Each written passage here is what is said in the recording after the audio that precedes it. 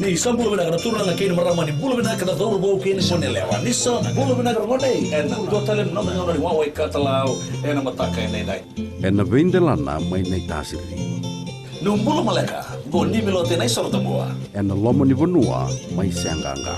Ni umbulu ni go Samuel Samli. Na nota ngone ni wawe katalau en radio Fijuan nandomo vitina vonga ni venu. Mai no kini diwa en bi mataka moni tiki na pagruka. Ni kai namaka.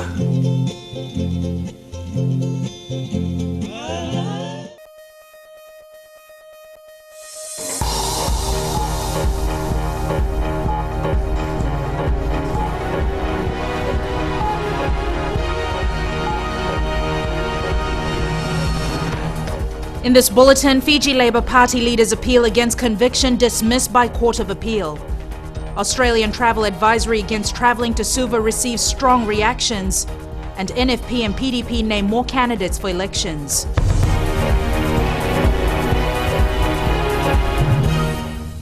Good evening, I'm Jackie Spate and this is FBC News. The Fiji Labour Party is tonight in crisis as a Court of Appeal decision today effectively puts a stop to Mahendra Chaudhry's 23 years of party leadership. For the first time in more than 2 decades, Chaudhry is looking at handing the reins of leadership to another party member as we head towards elections in just over a month. Ritika Pratap reports. The judges on the Fiji Court of Appeal have dismissed Fiji Labour Party leader's appeal against his conviction of breaching the Exchange Control Act. However, the appeals court has also reduced Chaudhry's fine of $2 million to $1 million. Chaudhry's conviction of 3 counts of breaching the Exchange Control Act remains.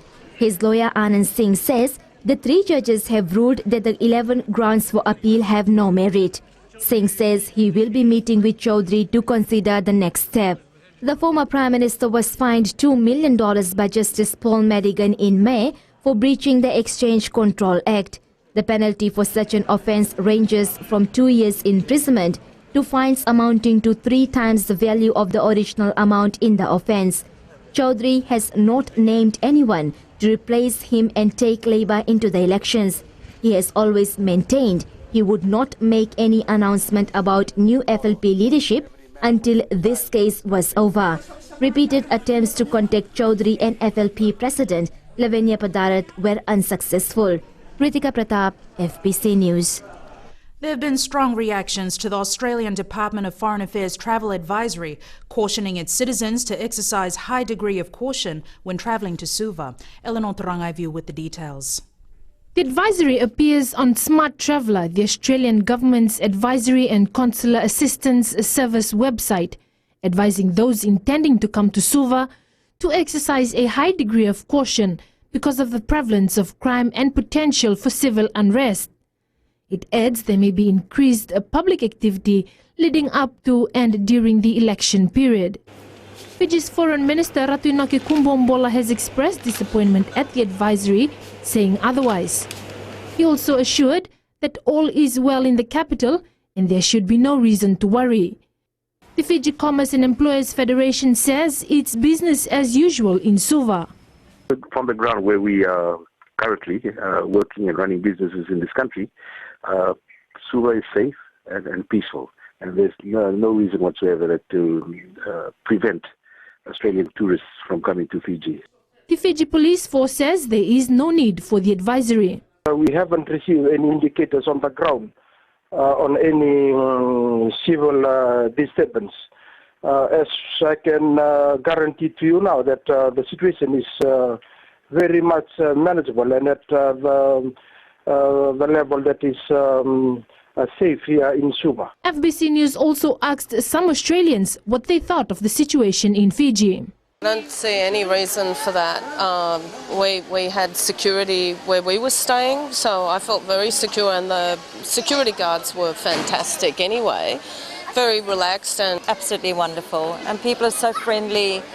I haven't had any problems at all, actually. Nothing untoward, only from an Australian man last night screaming at his wife, no doubt blind drunk. Been as friendly as any other time I've been.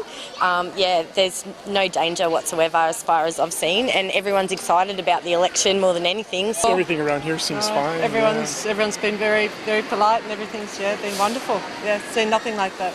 This afternoon, the Australian High Commission in Suva says the travel advice provides a general assessment of the security environment facing Australian travellers overseas.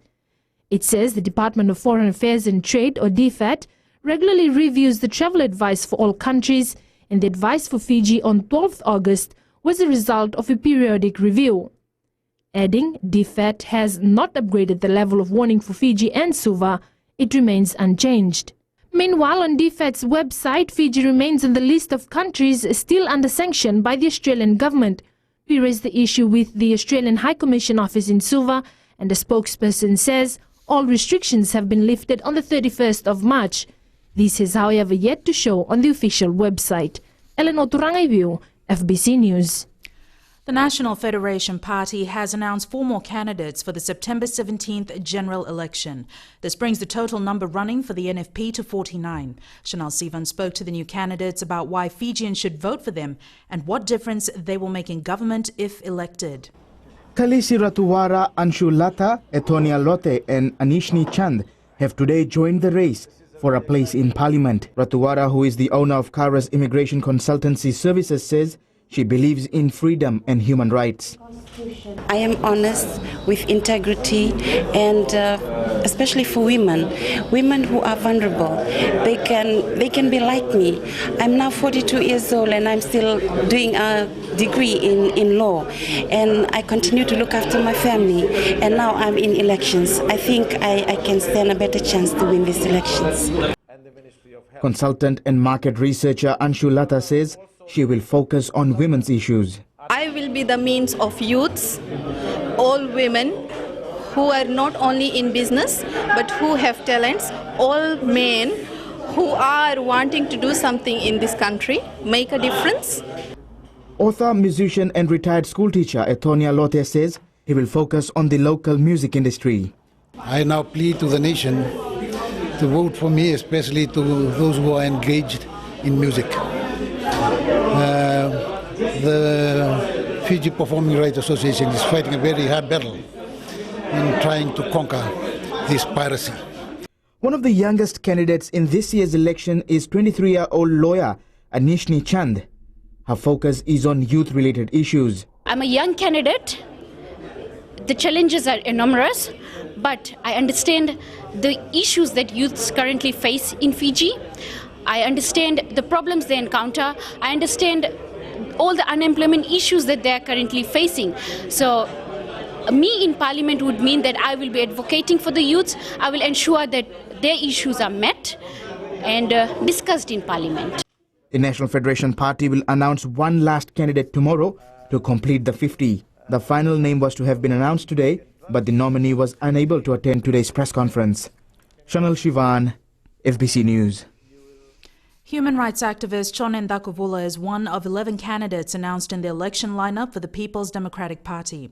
The others are former military officers Samuela Tui and Lekima Lawani Tokula, Lambasa social worker Mahen Lal, Ra farmer Kolini Ovunda, Suva youth advocate Shamal Singh, community worker Jeremiah Tuwai of Mba, Amele Wambale of Ra, youth advocate Nicholas Mbale Koro, former trade unionist of Tavor Satish Chandra, and Nandi businessman Hiroshi Taniguchi. A total of 33 nominees have been announced. Coming up, cane lorry drivers protest against long wait at Rarawai Mill.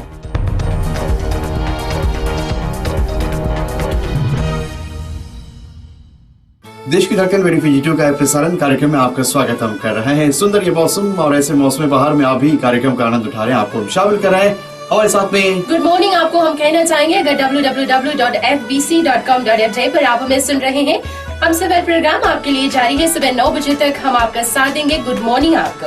अपने दिन की शुरुआत हमारे साथ कीजिए। Radio फिजिटो पर हम सफर programme हर सुबह 6 से 9 बजे तक। Join us.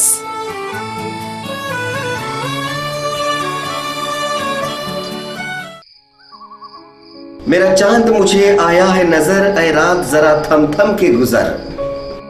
छाया है नशा मेरे आंखों पर, ऐ रात जरा थम थम के गुजर। रह जाए ना प्यासा मेरा प्यार, मेरे बाहों में भर दे मेरा यार, ऐ रात जरा थम थम के गुजर, ऐ रात जरा थम थम के गुजर।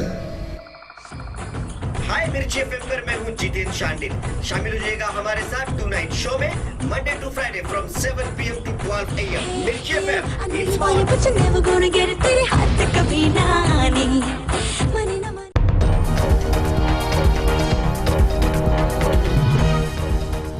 Welcome back. This is FBC News. Australia's former Defence Minister Peter Reith is leading a delegation of Australian observers who will be here for the vote next month. The group consists of current and former parliamentarians as well as experts, and they will be in Suva soon to establish a secretariat and begin work. They will observe and evaluate voter education campaigns, election day operations and events, as well as the reconciliation of all ballot papers. Australia is co-leading a 14-member multinational observation group with Indonesia, India and Papua New Guinea for the polls. It has also welcomed the terms of reference for the mission, which allow the group to move freely throughout Fiji and communicate with the government, political parties and other social organizations. They will assess whether the outcome of the general election broadly represents the will of the Fijian voters. Over 1,000 polling officers have started training all over the country in preparation for the September 17th general elections. The Elections Office expects to complete training for 14,000 officers in about 3 weeks. Rishika Kumar has the details. Each trainee has been assigned their specific role and all of them are thoroughly being trained on their specific duties. Specific roles include queue controller, ballot paper issuer, the inker and the ballot box guard. Election trainer Tamari Lemba says the electoral process is different from the past elections. With previous elections, we cast our vote in our polling station and all ballot boxes are taken down to Suvagrama and they do the count. With this new electoral system, the presiding officer and the polling day workers are responsible for the count in their various polling stations. Trainees are being taught to ensure that there are no invalid votes casted on the day. We are going through some of the scenarios that can come up and then how best we can deal with it. And then also we're looking at cross-checking that everybody that comes in to vote on the day, that we want to have 100% voting for, that everyone votes, that we try to eliminate errors. Total 14,000 polling staff need to be trained before the big vote in September. In previous years, only civil servants were given election duty. Rashika Kumar, FBC News. Former British lawyer Lee Burney has been appointed as the 4th Assistant Director of Public Prosecutions in the DPP's office. Burney practiced private law in Hong Kong for 15 years and also worked in the British Army Legal Services. DPP Christopher Pride says Burney brings with him considerable advocacy experience. A group of sugarcane truck drivers staged a protest at the Rarawai mill in Ba early this morning to demand the Fiji Sugar Corporation look into their concerns. The Rarawai cane lorry drivers halted their services until the FSC was ready to hear their grievances. And as Christopher Chand reports, FSC Executive Chairman Abdul Khan met with them to resolve the issue. Angered by the long hours they have to wait before they can take sugarcane into the mill, these lorry drivers decided to stop work at around 12:30 this morning. All the drivers are angry today this morning and they complain a lot, so we did this thing today. There was no strike, it was only protest. Some drivers complained they have had to wait up to 10 hours before unloading cane. At midnight we stopped the tracks. Why? Because we asked the FSC workers why they weren't taking cane from the lorries. They told us they would first take the cane off the rail before taking the lorries. FSC Executive Chairman Abdul Khan met with frustrated lorry drivers this morning to hear their grievances. It was only after this meeting that these cane trucks resumed their services.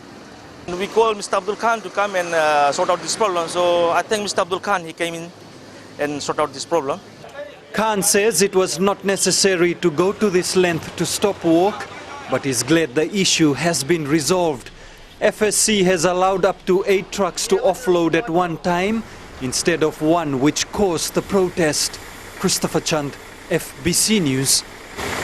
Digicel Fiji tonight launches Fiji's biggest 4G network after an investment of $70 million over the last few months.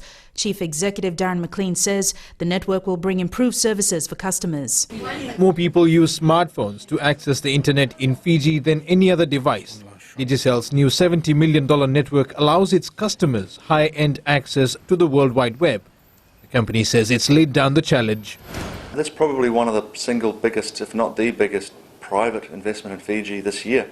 Chief Executive Darren McLean says they've spent the last few months on new infrastructure, radio towers for the 4G network, as well as growing 3G access around Fiji.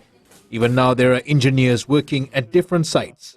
$70 million is a lot of dough to spend, and we're not there yet. Okay, so what we have completed is Fiji's biggest 4G network. Our overall ambition here is to really lead on data network in Fiji, but there's still work to come over the next 6 weeks in terms of expanding the 3G footprint. McLean adds the new service has implications for everyone. Personal users can access social networking sites and download applications or any internet-based activity, while businesses will have high-speed data transfer. As the biggest 4G network in Fiji, we can really enable a lot more customers, whether they be prepaid customers, postpay, or on the business solution side to really get the benefits of a super fast 4G network. Digicel's 4G network is tonight being launched by Telecommunications Minister Aya Syed Qayyum. Edwin Nand, FBC News. We turn to sports now. Here's Jamie. Good evening. Coming up, the latest from the Fiji International, currently underway in Nathandola, and results from secondary school sports meets around the country. This and more after the break.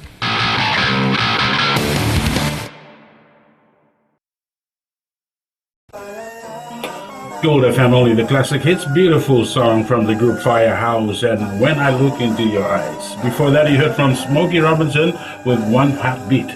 We'll take a short break and join us in the next hour for more music from Seal. Bulablaga. I'm DJ Tora.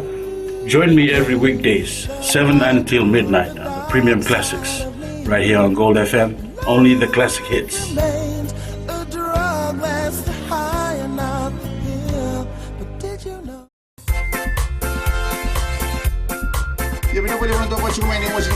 FM number 2 in the city ng una ni Remanda kay Central Rental sa pagkakan ng Rosulo ng Minichi me ba na koloko. Ni sabula. Oya wa wati soni dalai. Nga ya mosdon. Na makikirau mena tolu kena bitu. Ena via kabi moliti kena porombuka. Gori na lali ne kabi. Bula FM number 2 in the city.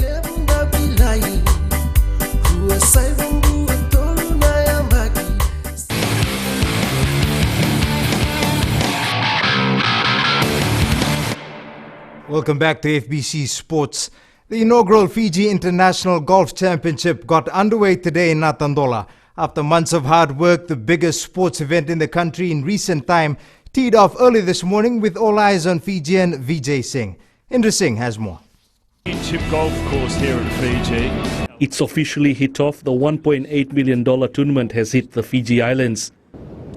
Set amongst the beautiful surroundings of the Coral Coast, 120 golfers got their swing going and enjoying every moment of it. You know, where else would you like to be?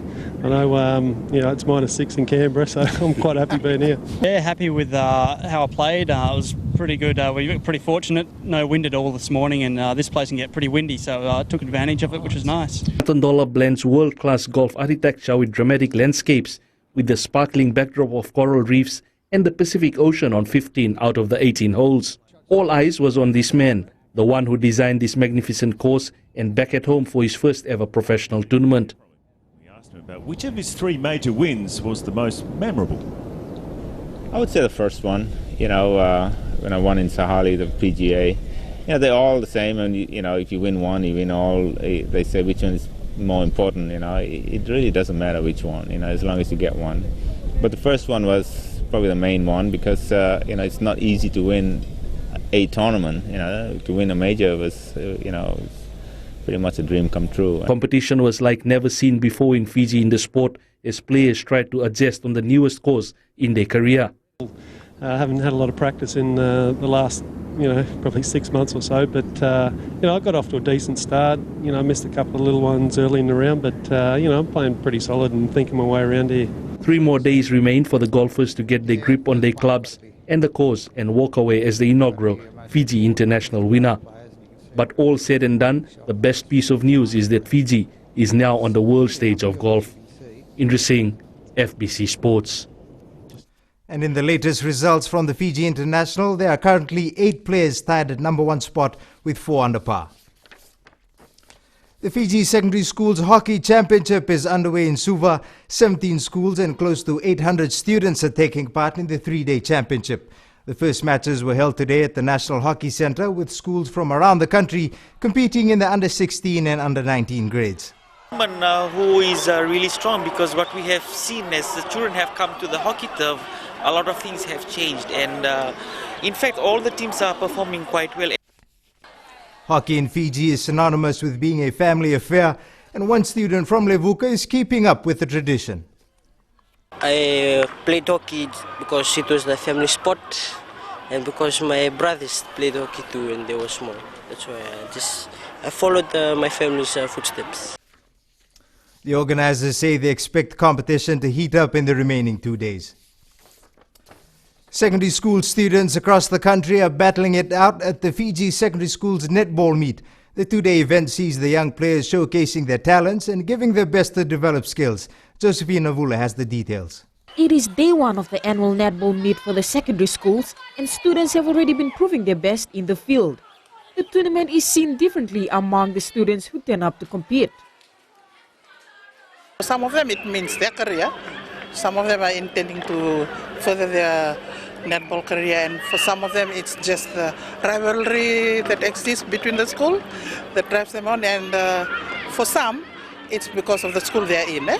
Preparation has been the main key of their performance standard. All girls had been training right throughout. After our zone our zone competition was finished, we had about 2 weeks preparation for this, and they have been really training hard. For most of them, netball is a sport they are looking to further their future in and represent the national team someday.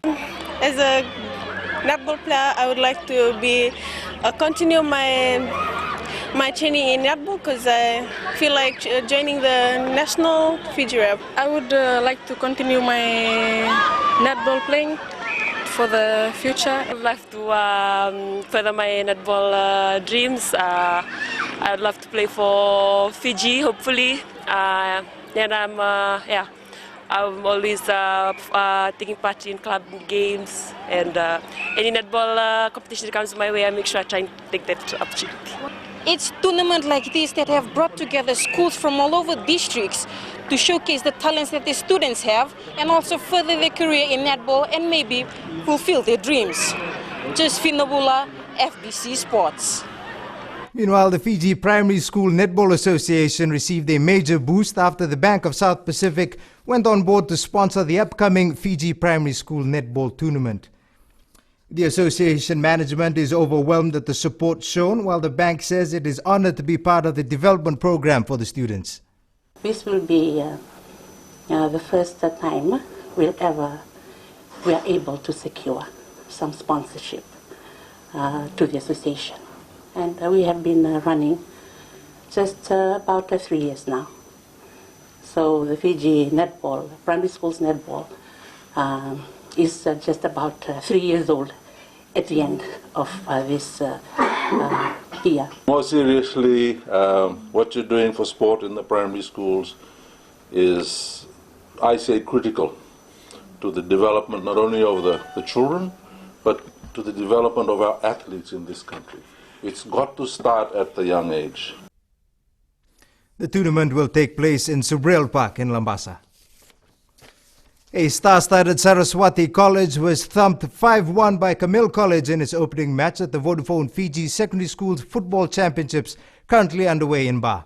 Laced with Fiji Under-20 reps Nikhil Chand, Setareki Hughes and Ratu Tevita Warnivalu, the side was outplayed by Camille in the Under-19 grade. Camille was boosted with the service of Fiji Under-20 goalkeeper Misiwane Nairumbe. Defending champions Drasa Secondary also won its opening match, beating Lambasa's Nalemba College 1-0, while Vashisht Muni registered a win on day one, defeating Singatoka Andhra 3-0. The competition ends on Sunday at Govind Park.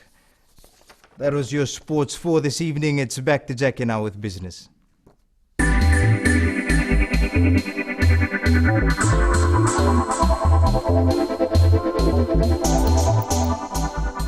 The Suva City Council will be holding a public consultation tomorrow afternoon to hear views about a proposal to extend trading hours. The council is proposing that convenience shops and stores and pharmacies operate 24 hours and 7 days a week. Shop and pharmacy operators and the public are being urged to express their views through oral or written submissions. The current trading hours for these businesses are until 9 p.m. The council says due to the demand from the public, they have decided to review the opening hours.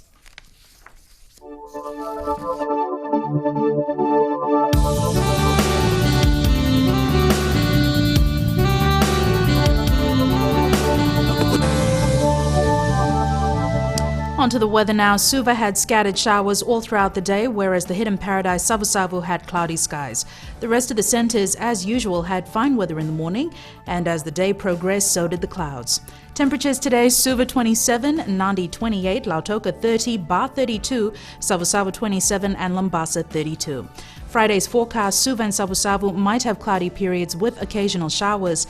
As for the rest of the centres, a chance of fine conditions during the morning with cloudy skies in the afternoon. For mariners, southeast winds 15 to 20 knots, moderate to rough seas. Now recapping our top stories tonight, Fiji Labour Party leader's appeal against conviction dismissed by Court of Appeal. Australian travel advisory against travelling to Suva receives strong responses, and NFP and PDP name more candidates for elections. Time now for our Fijian Speak segment. Here's what some people had to say.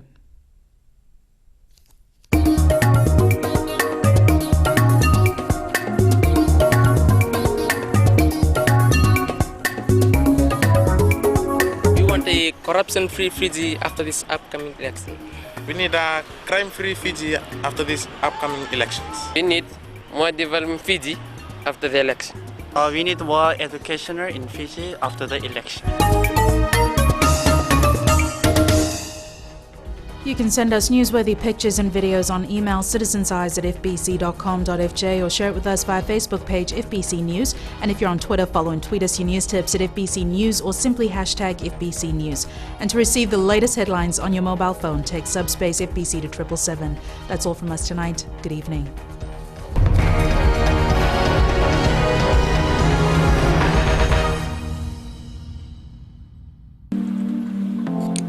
Hey, how's it going, Fiji? You're the afternoon step with Josie. And of course, I've got more good hits lined up for you, so stay tuned for that. But right now, check this song out, man. It's Golden City coming at you, doing Amity K, Ready for Your Love, right here on Today FM.